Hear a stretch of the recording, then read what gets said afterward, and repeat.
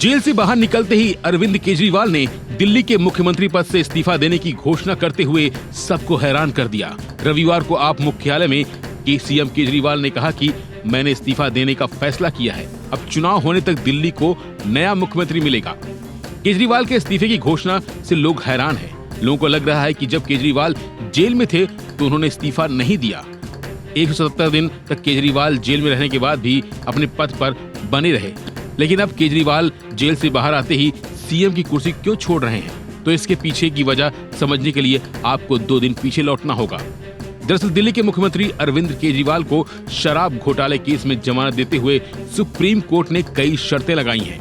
इनमें 2 शर्तें प्रमुख हैं। पहला, अरविंद केजरीवाल मुख्यमंत्री दफ्तर नहीं जा सकेंगे। दूसरा, मुख्यमंत्री होने के नाते किसी फाइल पर साइन नहीं कर सकेंगे। कहा जा रहा है कि इस्तीफा देने की सबसे बड़ी वजह सुप्रीम कोर्ट के इन 2 शर्तों की वजह से आपकी सरकार संकट में फंस सकती है। इसी संकट से निकलने के लिए केजरीवाल ने इस्तीफा का ट्रम्प कार्ड खेला है। वैसे दिल्ली विधानसभा का सत्र आखिरी बार 8 अप्रैल को बुलाया गया था। 6 महीने बाद 8 अक्टूबर तक सत्र बुलाना जरूरी है, नहीं तो सरकार को विधानसभा भंग करनी पड़ती। विधानसभा भंग होने की स्थिति में राष्ट्रपति शासन लग जाता, और अगर 8 अक्टूबर को राष्ट्रपति शासन लग जाता तो दिल्ली में चुनाव की तारीखें भी बढ़ सकती थीं। अभी फरवरी 2025 में विधानसभा चुनाव प्रस्तावित है और हो सकता है कि ये चुनाव आगे बढ़ जाएं। और अगर विधानसभा का चुनाव टलता है तो यह आम आदमी पार्टी के लिए झटका साबित होता है, क्योंकि आप दिल्ली में ही सबसे मजबूत स्थिति में है और केजरीवाल अपने सबसे मजबूत किले में कोई परेशानी नहीं चाहते हैं, और यही वजह है कि केजरीवाल ने इस्तीफा दिया है। अब सवाल उठता है कि केजरीवाल के इस्तीफे के बाद दिल्ली का मुख्यमंत्री कौन बनेगा?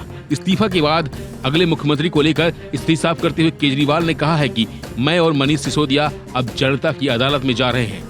हम लोग ईमानदार हैं तो वोट देना, वरना मत देना। उन्होंने साफ किया है कि मनीष सिसोदिया भी मुख्यमंत्री नहीं बनेंगे। अब सवाल है कि दिल्ली का अगला मुख्यमंत्री कौन होने जा रहा है? तो इस रेस में दिल्ली सीएम की कुर्सी पर सबसे बड़े दावेदार के रूप में दिल्ली की शिक्षा मंत्री आतिशी देखी जा रही हैं। आतिशी सीएम केजरीवाल के बेहद भरोसेमंद नेताओं में गिनी जाती हैं।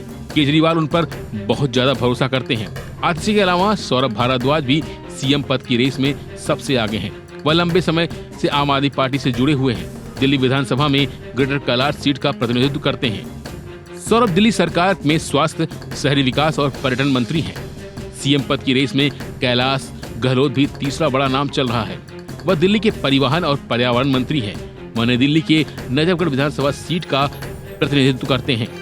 कैलाश गहलोत लो प्रोफाइल नेता हैं और वह कम ही चर्चा में रहते हैं।